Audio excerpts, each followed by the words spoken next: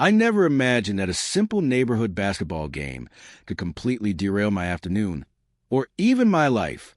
But then Karen, yes, that Karen, slapped my teenage son in front of everyone on the HOA lawn, shrieking about disrespect and property boundaries. He wasn't even on the court. He was just standing there, clutching a water bottle, watching his friends shoot hoops. I tried reasoning. I called the HOA. Silence. So I called his college coach. Within minutes, NFL scouts were calling. And Karen's apology? Far too late.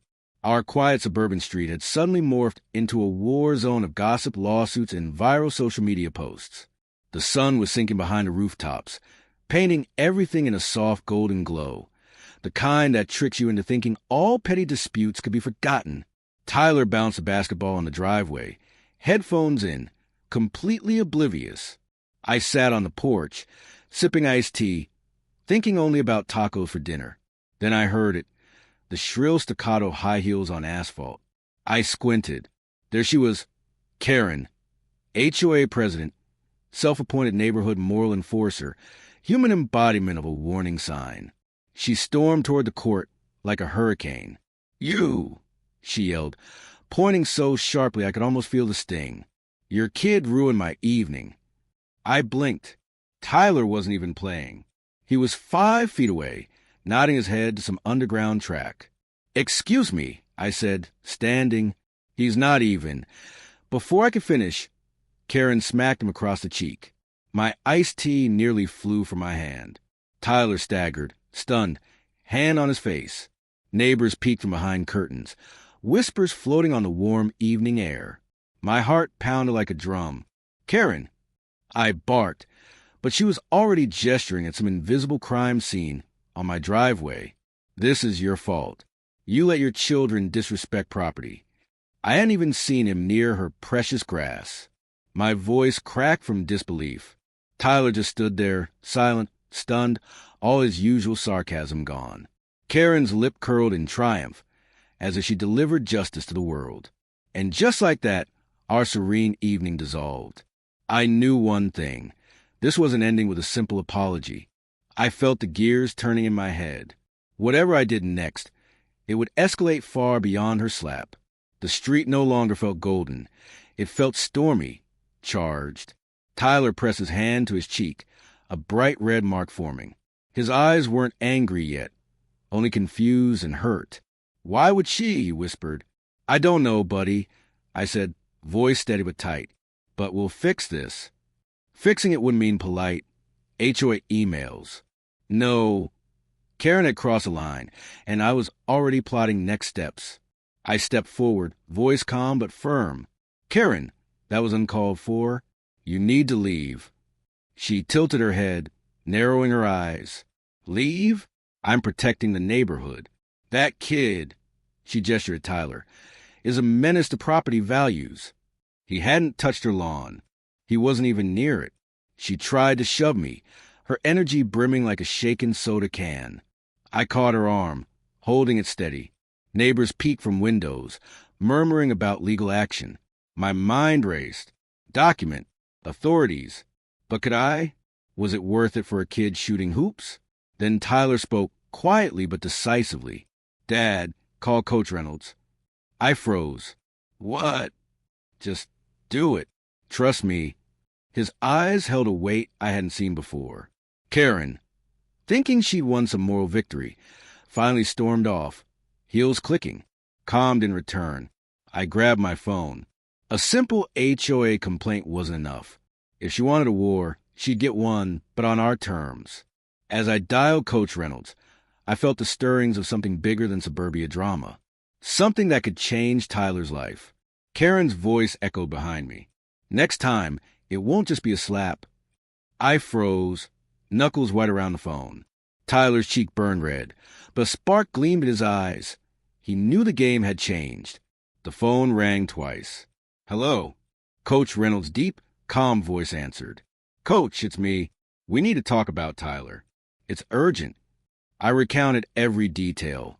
Driveway, hoop, slap, Karen's yelling. Tyler's silence made it all hit harder. By the end, even I was shaking from adrenaline. Unusual, Coach said, calm but intrigued.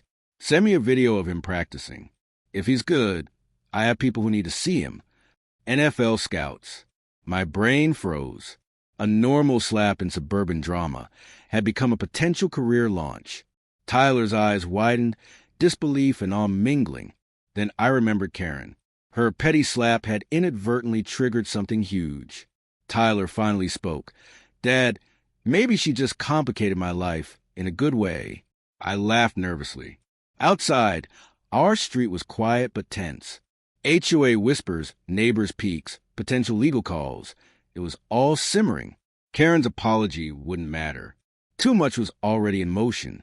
By morning, word of the slap had spread like wildfire. I stepped outside with Tyler, sensing the HOA's watchful eyes. Mrs. Jenkins peeked. Mr. Harper pretended to hedge trim. Tyler hooded, face still flushed. Why does everyone care so much about nothing? He asked. Welcome to suburbia. I replied. Minor offenses get headlines. Major ones get ignored. But the calm didn't last. Karen appeared at the end of our driveway, clipboard in hand, heels clicking like gunshots. I demand a formal apology. Your son must be disciplined.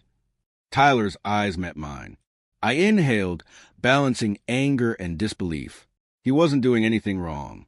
Karen screeched, flipping through her clipboard like the 10 Commandments were written there.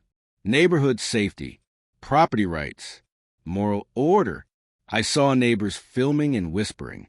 Tyler muttered jokingly, maybe I should start practicing for my highlight reel. I laughed softly, realizing the gravity. Karen's vendetta was sparking national-level attention.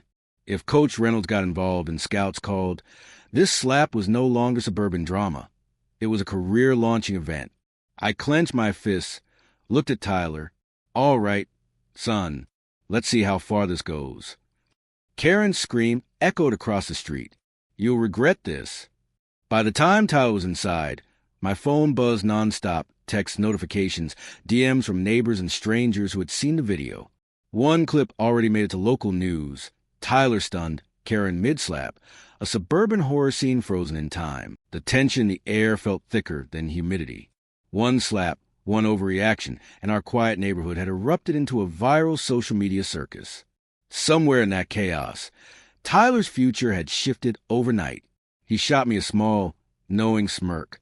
So, she's my career manager now? I chuckled. Not exactly. But she had certainly become a very, very unhelpful catalyst. As we sat there absorbing the absurdity, my phone pinged with a new notification. Unknown number. The message, we're watching. Don't mess this up. My stomach sank. Karen's apology or reckoning was nowhere in sight. And judging by that message, the drama was only beginning. By morning, our house felt charged with electricity. Tyler's red cheek had faded, but the adrenaline lingered. My phone rang. Coach Reynolds. Listen carefully, he said, clipped and precise.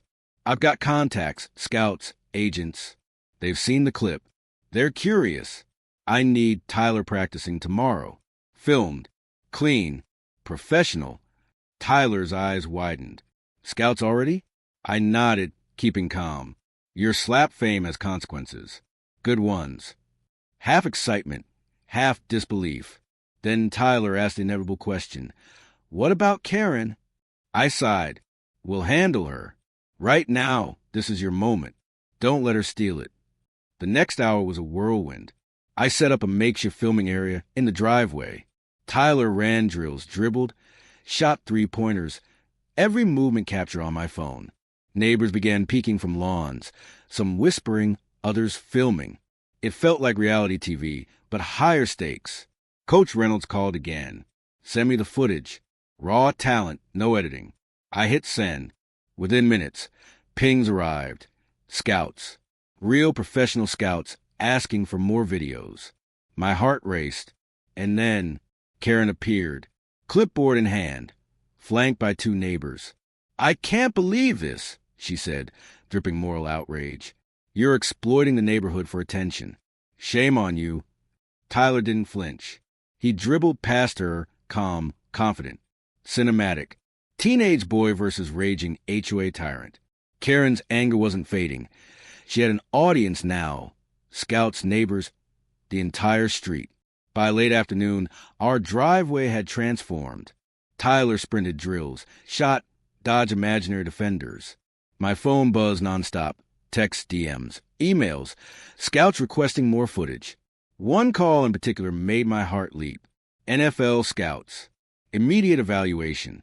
I looked at Tyler, wiping sweat from his forehead. Dad, really? Yes. Karen just turned a slap into a highlight reel. The phone rang. Hands trembling, he answered, voice steady but awed. The scout launched into questions. Height, weight, stats, routines. Tyler answered with composure and confidence, glowing under pressure. One slap had spiraled into something extraordinary. Karen's rage had inadvertently propelled him onto a national radar. Neighbors watched silently, whispering, filming. Karen paced, hands on hips, storm cloud ready to explode. You think this is over? She shouted. Tyler ignored her, focused entirely on the call. Karen had become irrelevant. I smiled, a sense of vindication washing over me. The slap, the viral clip, the HOA hysteria. It all seemed absurdly cinematic, yet real. By the end of the call, Tyler had follow-up sessions scheduled. Scouts were serious. Karen's apology, if it ever came, wouldn't undo this. As the sun dipped, painting the street in oranges and purples, Karen's voice cut through. This isn't over. Not by a long shot. I exhaled slowly. Buckle up, kid. Suburbia just got interesting. Next morning, the neighborhood held its breath. Tyler and I reviewed video footage. Each dribble and shot felt surreal. Then the doorbell rang. Karen stood there, clipboard in hand, pale and flustered, holding a small envelope. I came to apologize, she said shakily. About yesterday. About the slap. I was wrong. Tyler paused mid-dribble. That's it. He narrowed his eyes. Karen nodded, wringing her hands. I didn't mean to escalate. Her voice trailed. Relief, amusement, satisfaction. I felt it all. But the truth was clear. Her apology was too late. The viral video, scouts, attention, it was done. I appreciate the apology, I said, measured, but Tyler's life is already changed. Nothing you say can undo that. Her eyes welled up. For a fleeting moment, pity flickered. Almost. Tyler smirked, a mix of irony and triumph. Thanks, Karen, but your timing couldn't be worse. She looked like she might argue, but I shook my head. Nothing left to argue about. The apology hung in the air, awkward, useless, and poetic. She walked away, muttering about HOA meetings. The neighborhood would gossip for weeks, maybe months. But our trajectory had shifted beyond her reach. Scouts were calling, college coaches interested. Tyler was stepping into a future sparked by a slap, a meltdown, and the most consequential Karen in suburban history. I exhaled, watching her heels click away. The basketball hoop glinted like a trophy in the sunset. Tyler picked up the ball, spinning it on his finger, smirked. Next time, Dad, I'm bringing my own highlight reel. I laughed, leaning back. The street was calm. Scouts gone. Karen's fury simmered somewhere in the distance. For the first time in days, I felt the surreal satisfaction of suburban justice. The battle was messy, ridiculous, unforgettable, but Tyler's life had changed forever.